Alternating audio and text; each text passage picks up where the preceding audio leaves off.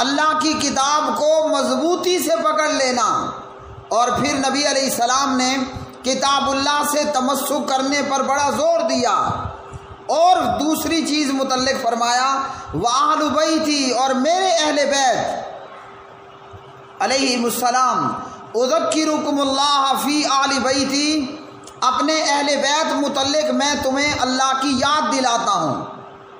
پھر فرمایا اذکرکم اللہ فی آل بیتی، اپنے اہل بیت متعلق میں تمہیں اللہ سبحانہ و تعالیٰ کی یاد دلاتا ہوں، اور پھر فرمایا اذکرکم اللہ فی آل بیتی، اپنے اہل بیت متعلق میں تمہیں اللہ سبحانہ و تعالیٰ کی یاد دلاتا ہوں۔ 3 مرتبہ حضور نبی کریم علیہ السلام نے یہ جملہ دہرایا۔ اب اس جملے کا کیا مطلب؟ اس جملے کا مطلب یہ ہے کہ میں تمہیں اپنی اہل بیت متعلق اللہ سبحانہ و تعالیٰ کی یاد دلاتا ہوں، مطلب میرے اہل بیت کے ساتھ برا مت کرنا، میرے اہل بیت کے ساتھ اچھا کرنا۔ اور پیارے نبی علیہ الصلوۃ والسلام کا یہ خطبہ کہاں پر تھا؟ خم کے مقام پر تھا، وہ مقام جو مکہ اور مدینہ کے بیچ میں ہے۔ تو بس اب اسی پر دلیل لینے کی کوشش کی جاتی ہے جناب حضرت مولا علی علیہ السلام کی خلافت بلا فصل پر، جبکہ یہ درست نہیں ہے۔ اور اسی کو جناب عید غدیر منایا جاتا ہے 18 ذوالحجہ کے مہینے میں، اسی کو جناب عید غدیر منانے پر دلیل لی جاتی ہے۔ تو اس حدیث میں کہاں ہے کہ حضور نے فرمایا ہو میرے اس خطبے کے دن کو تم عید غدیر بنا لینا، عید بنا لینا؟ اب اس میں نبی علیہ السلام نے ایسا کچھ نہیں فرمایا۔ تو یہ فقط اہل بدعات کی بدعت میں، اہل تشیع کی بدعات میں سے محض ایک بدعت ہے۔ اور 18 ذوالحجہ کو جناب حضرت عثمان بن عفان داماد مصطفیٰ حضرت عثمان رضی اللہ تعالی عنہ کا یوم شہادت ہے۔ اب نامعلوم یہ عید غدیر اس خطبے کی خوشی میں منائی جا رہی ہے یا کہ حضرت عثمان رضی اللہ تعالی عنہ کے شہید ہونے کا جشن ہے۔ اب یہ خود ہی بہتر جانتے ہوں گے، ورنہ ہوتا یہی ہے، ہاتھی کے دانت کھانے کے اور دکھانے کے اور، بظاہراً نام عید غدیر کا کہ حضور نے خطبہ دیا خم کے مقام پر مکہ اور مدینہ کے بیچ کے ایک علاقے میں،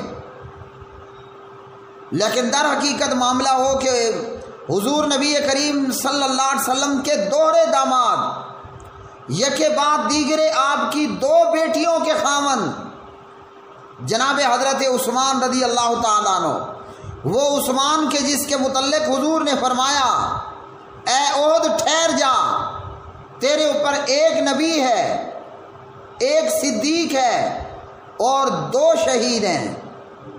اور حضور میدان پہاڑ عہد کے پہاڑ پر موجود، اور آپ کے ساتھ ابو بکر ہے صدیق اکبر، آپ کے ساتھ عمر ہے فاروق اعظم، آپ کے ساتھ عثمان ہے عثمان غنی ذوالنورین رضی اللہ تعالی عنہم اجمعین۔ تو یہ ہے خم کے مقام پر حضور نبی کریم علیہ السلام کا خطبہ۔ نہ تو اس سے جناب علی کی خلافت بلا فصل ثابت ہوتی ہے، اور نہ اس دن کو عید منانا یہ حضور نبی کریم علیہ السلام کی تعلیمات میں سے ہے، ایسا ہرگز نہیں ہے۔ ہاں یہ محض ایک بدعت ہے، اور اسلام کے اندر محض جو ہے وہ 2 عیدیں ہیں، ایسی کسی بھی تیسری عید کا اسلام کے ساتھ کوئی تعلق نہیں ہے، ایسی کسی بھی تیسری عید کا اسلام میں دور دور تک کوئی تعلق نہیں ہے۔ اور پھر اس عید کے حوالے سے اہل تشیع کے امام اس عید کے حوالے سے اہل تشیع کے امام خمینی یہ کہتے ہیں کہ جناب یہ عید اکبر ہے، لا حول ولا قوت الا باللہ، لا حول ولا قوت الا باللہ، یہ تو عید ہی نہیں ہے، عید اکبر کہاں سے ہو گئی؟ اور کہا کہ اس موقع پر مبارکباد پیش کرنی چاہیے، اور ہر پیغمبر کو اس دن کے احترام کا کہا گیا، اور ہر پیغمبر کو اس دن کے عید منانے کا کہا گیا، اور ملائکہ عید غدیر مناتے ہیں آسمانوں میں۔ انا للہ و انا الیہ راجعون۔ اتنا لمبا گڑن تو اتنی لمبی چھوڑی، جبکہ یہ بات کسی طور پر بھی درست نہیں ہے۔ اور اسی طرح رہ گیا معاملہ حضرت علی رضی اللہ تعالیٰ عنہ کے مولا ہونے کے حوالے سے، تو سنن ابن ماجہ اور دیگر جگہوں میں یہ روایت، ابن ماجہ میں 121 نمبر، علامہ محمد ناصر الدین البانی فرماتے ہیں رحمہ اللہ روایت صحیح ہے، اور اس روایت کے اندر ہے من کنت مولاہ فعلی مولا، میں جس کا مولا علی اس کا مولا۔ اب مولا کا معنی مددگار نہیں ہے، مولا کا معنی ہے دوست۔ اس حدیث کا مطلب کیا ہے؟ جو مجھے دوست رکھتا ہے وہ جناب علی کو بھی اپنا دوست رکھے، جو مجھے دوست رکھتا ہے وہ حضرت علی رضی اللہ تعالی عنہ کو بھی اپنا دوست رکھے۔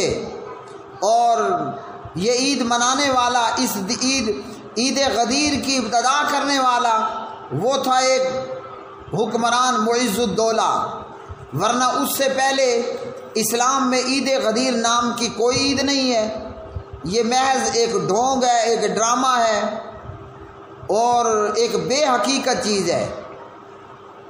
اور ہر ایک مسلمان کو چاہیے کتاب و سنت کے مطابق عقائد اور اعمال اختیار کرے، ایسا نہ ہو کہ بہت کچھ کرنے کے باوجود قیامت کے دن میں دامن نیک اعمال سے خالی ہو۔ وآخر دعوانا ان الحمد للہ رب العالمین۔